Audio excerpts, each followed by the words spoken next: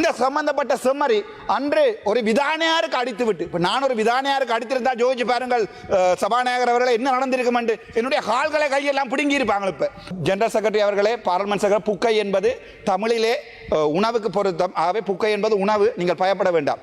ஒரு செம்மறி ஒன்று ஜனாதிபதியினுடைய மேடையில் என்று சொல்லுது உணவு உறையுள் வீடு என்று. இன்றைய தினம் என்னுடைய பாராளுமன்ற உரையை ஆரம்பிப்பதற்கு முன்னம் இந்த பாராளுமன்றத்துக்கு ஒரு நபரை தெரிவு செய்வதற்கு அடிப்படை தகுதி ஆண்டு 3, ஆண்டு 4, ஆண்டு 5 இதில் ஏதாவது ஒன்றை கொண்டு வர வேணும். ஏனென்றால் உணவு உடை உறையுள் அடிப்படை தேவை ஆண்டொன்று பிள்ளைக்கு தெரியும். சபாநாயகர் அவர்களே, ஆண்டொன்று பிள்ளைக்கும் பிள்ளை என்னம்மா அடிப்படை தேவை?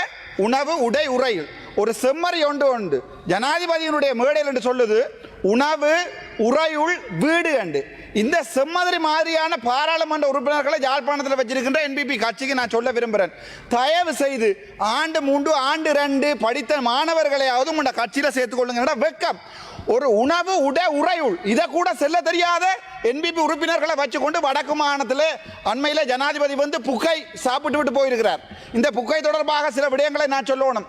யாழ்ப்பாணத்திலே புக்கை என்பது ஒரு மிகப்பெரிய உணவு. ஜனாதிபதி அவர்கள் யாழ்ப்பாணத்துக்கு வந்து புக்கை உடுத்து விட்டு போயிருக்கிறார். நாங்கள் புக்கை கேட்கவில்லை ஜனாதிபதியிடம். நாங்கள் கேட்டது வலிவடக்கில் இருக்கின்ற காணிகளை விடுவீங்கள், வலிவடக்கில் இருக்கின்ற மக்களுடைய வாழ்வாதாரத்தை பாருங்கள்.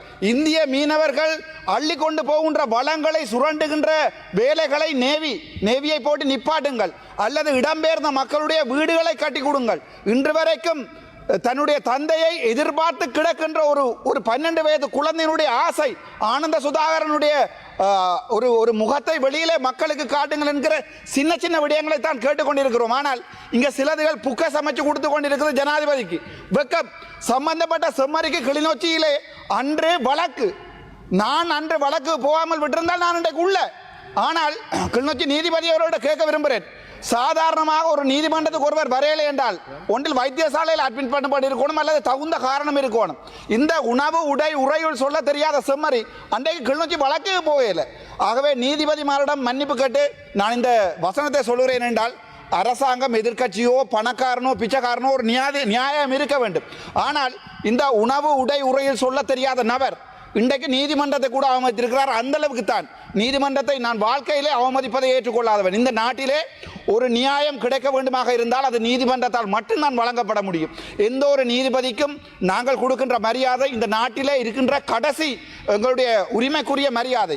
இந்த சம்பந்தப்பட்ட செம்மறி அன்று ஒரு விதானியாருக்கு அடித்து விட்டு இப்போ நான் ஒரு விதானியாருக்கு அடித்திருந்தா ஜோதிச்சு பாருங்கள் சபாநாயகர் அவர்களை என்ன நடந்திருக்கும் என்று என்னுடைய கால்களை கையெல்லாம் பிடுங்கி இருப்பாங்க. இப்போ ஆனால் சம்பந்தப்பட்ட செம்மறி விதானியாருக்கு அடித்து விட்டு பாராளுமன்றத்தில் சுற்றி திரிகிறார்.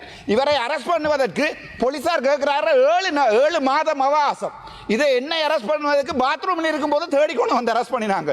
இதுதான் இவர்களுடைய அரசாங்கம் வெக்கம். இந்த விடயத்தையும் சொல்லிக்கொண்டு 2வது வடக்கு மாநிலத்தில் அக்கறை பற்றி தொடர்பாக கதைக்கணும். கிழக்கு மாநிலத்திலே அக்கறை பற்றி வைத்தியசாலையிலே இவர்கள் மிகப்பெரிய துரோகம் ஒன்றை செய்திருக்கிறார்கள். GMOA என்று சொல்லப்படுகின்ற எந்த காரணத்தினால் நான் சாவச்சேரி ஆதார வைத்தியசாலையில் இருந்து பாராளுமன்றத்தில் இருக்கின்றனோ அதே போன்று கிழக்கு மாகாணத்தில் இருக்கின்ற இந்த நீங்கள் 2 பேரும் கஷ்டப்பட வேண்டாம். எங்களுடைய ஜெனரல் செக்ரட்டரி அவர்களே, பார்லிமெண்ட் செக்ரட்டரி, புக்கை என்பது தமிழிலே உணவுக்கு பொருத்தம். ஆகவே புக்கை என்பது உணவு, நீங்கள் பயப்பட வேண்டாம்.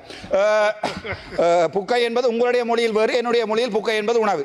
சரி, பிரச்சனைக்கு வருகிற இந்த கிழக்கு மாகாணத்திலே இந்த அக்கறை பற்றி ஆதார வைத்தியசாலையிலே இன்றைக்கும் அவர்கள் வைத்தியர்கள் வந்து ஒரு MS-க்காக ஒரு MS டைமுக்கு வர வேண்டும், டைமுக்கு போக வேண்டும் என்று அவர்களுடைய ஃபிங்கர் பிரிண்ட் எடுக்க வேண்டும் என்பதற்காக இன்றைக்கு 3வது நாள் அநியாயமாக கிழக்கு மாகாணத்திலே முஸ்லீம் மக்கள் செறிந்து வாழ்கின்ற ஒரு மாகாணத்திலே பிரச்சனை நடந்து கொண்டிருக்கிறது. 2வது நாள் கிழக்கு மாகாணம் திருவோணமலை எல்லாமே வைத்தியசாலைகளிலே முடங்கி போயிருக்கிறது. ஏழை மக்கள் பாதிக்கப்படுகிறார்கள். அது தொடர்பாக உங்களுடைய கவனத்தை கொண்டு வருகிறேன். அதை விட முக்கியமான விடயம் என்னென்றால், வடக்கு மாகாணத்தில் யாழ்ப்பாணம் போதனா வைத்தியசாலையில் இருக்கின்ற வைத்தியர் தங்கமுத்து சத்தியமூர்த்தி ஒரு மாபெரும் ஊழல்வாதி. அவர் தொடர்பான ஊழல் விடயங்கள் பலவற்றை நான் வெளிப்படுத்தி இருக்கிறேன். ஒரு கிழமைக்கு முன்னர் அதே வைத்தியசாலையில் வேலை செய்த 34 வருடங்கள் வேலை செய்த ஒரு நபர் தலையிலே தேங்காய் விழுந்து 4:30க்கு அனுமதிக்கப்பட்டு இரவு 9 மணி வரைக்கும் அவருடைய தலைக்கு சிடி ஸ்கேன் எடுக்கவில்லை. நாளை அவர் பாராளுமன்றம் வருகிறார். நாங்கள் நாளைக்கு பாராளுமன்றத்திலே செக்டோரல் ஓவர்சைட் கமிட்டியில் நான் பார்த்துக் கொள்கிறேன். 5 மணி நேரம் சிடி எடுக்கவில்லை. வடக்கு மாநிலத்தில் போதனா வைத்தியசாலை வைத்தியசாலையில் போதனா வைத்தியசாலையில் இருக்கின்ற 2 சிடி மிஷின்களும் வேலை செய்யவில்லை. நொதர்ன் ஹாஸ்பிட்டல் என்று சொல்லப்படுகின்ற தனியார் வைத்தியசாலை வைத்தியர் அஜந்தாவினுடைய வைத்தியசாலைக்கு நோயாளிகள் அனுப்பப்பட்டு பிரைவேட்டில் சிடி எடுக்கிறார். சுகாதார அமைச்சரிடம் கேட்கிறேன், எனக்கு அப்படி ஒரு விடயம் தெரியாது என்று சொல்கிறேன். நினைக்கும் போது சரியான கவலையாக இருக்கிறது. சில விடயங்களை நான் உங்களுக்கு தமிழையும் சொல்ல வேண்டும், ආංගල සිංහලතලින් சொல்ல ආසைப்படுகிறேன். என்னென்றால் මම බලුවා අපේ ජනාධිපතිතුමාව ජැෆ්නාවල මම සිංහලෙන් කතා කරන්නේ, හැබැයි පෝයා දවසල පෝයාට තියන්නේ පෝයා කියන සිංහල වචනයක්. ඒ වගේ පුකට අපි කන පුකට පුක කියලා තමයි සිංහල වචනේ තියෙන්නේ, දෙමළ වචනේ තියෙන්නේ. ඒවට වෙන වචනයක් නැහැ. කිරිබත් කියන්නේ වෙනක්.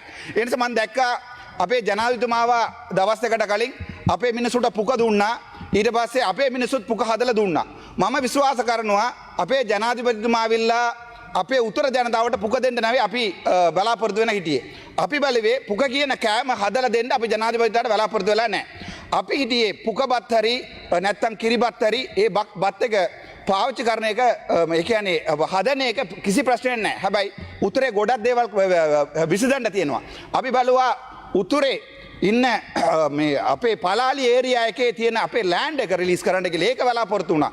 ඊට පස්සේ උතුරේ ඉන්න ජනතාව මෙතුමාට සඳ දුන්නේ විශ්වාස කරලා. මෙතුමා දෙමළ ප්‍රභාකරන් විදියට ඉන්නවා කියලා විශ්වාස කර තමයි අපි මෙතුමාට ඡන්ද දුන්නේ. මෙතුමා වෙලා පුක හදලා දෙන්න නැවේ අපි උතර මෙතුමා බලාපොරොත්තු වෙන්නේ. එතකොට මම විශ්වාස කරනවා උතුර ජනාධිපති එනවා නම් එතනින් ඇවිල්ලා ජාතිවාදී ආවුස්සන එක අපිට කැමති නැහැ. දැන් ඇවිල්ලා ජනාධිපතිතුමා කතාවක් දෙනවා. දැන් මේ වසන්ත සමරසිංහ මහත්තයා මෙතන කතා කරලා ගියා. මට මේක අනිවාර්යෙන් කියන්න කැමතියි. දැන් උතුරේ මේ ජනාධිපතිතුමා විල කියනවා අනුරාධපුර බෝධි තියෙනකොට අනුරාධපුර පව් වෙලා උතුර සිංහල ජනතාව වෙනවා කියන්නේ ජාතිවාදී ආවුස්සන්න කියලා. එතකොට උතුරේ අපිට සිංහල ජනතාව මුණ ගැසෙන්න කැමති නැද්ද? සිංහල ජනතාව බලන්න කැමති නැද්ද? අපි කැමති. අපි දකුණේ ඉන්න සිංහල ජනතාවට හැමදාම කියන්නේ උතුරේ ඇවිල්ලා අපි ඉන්න දැනම අපි ඉන්න විදිය බලන්න.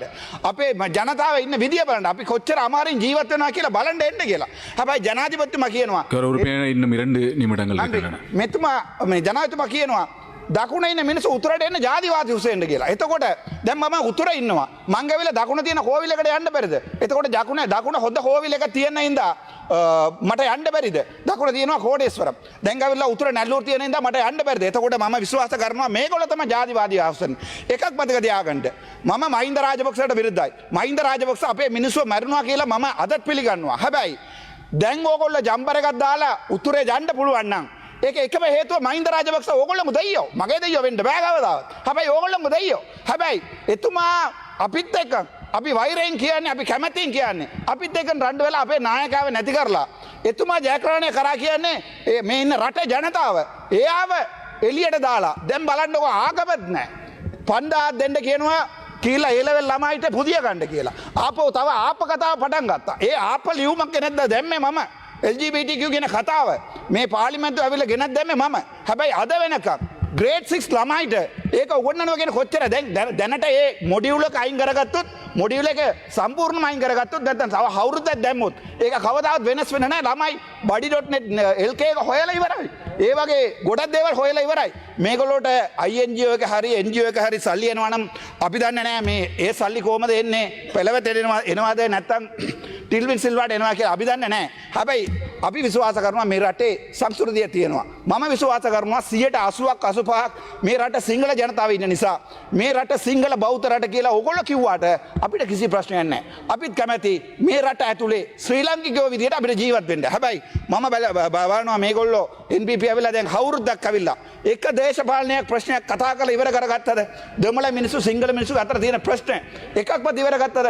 13 සංශෝධනය මේක කරාද? කිසි දෙයක් කරලා නැහැ. කිසි දෙයකට උත්තර නැහැ. හැබැයි උත්තරය ඇවිල්ලා පුක හදලා දෙනවා අපිට. අපි පුක හාලා අවුරුදු 40ක්. ඒ නිසා අපිට நேரம் முடிவடைந்து விட்டது. පුක හදලා දුන්නත් අපිට ඒක ඕනේ නැහැ.